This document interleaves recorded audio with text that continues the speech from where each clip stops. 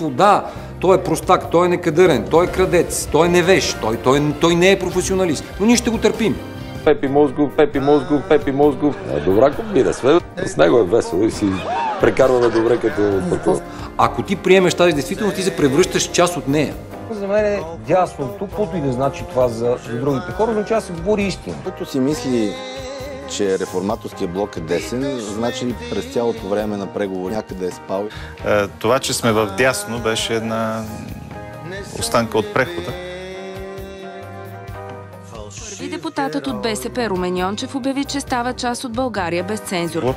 Това, което ни обединява на този етап е наистина общите ценности и идеи, които чуваме. Аз съм Николай Бареков, трети по рейтинг в държавата, човек, който иска да управлява България.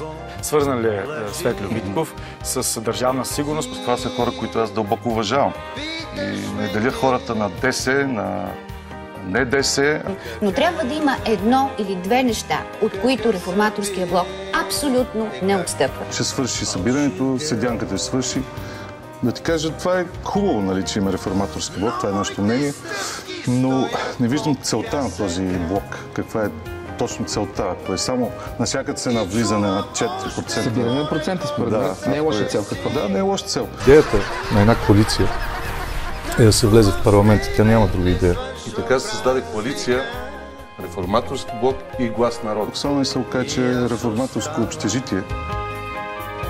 И си оставам, такъв оставам, твърде късно е вече за нещо по-друго. Какъв фалшив герой.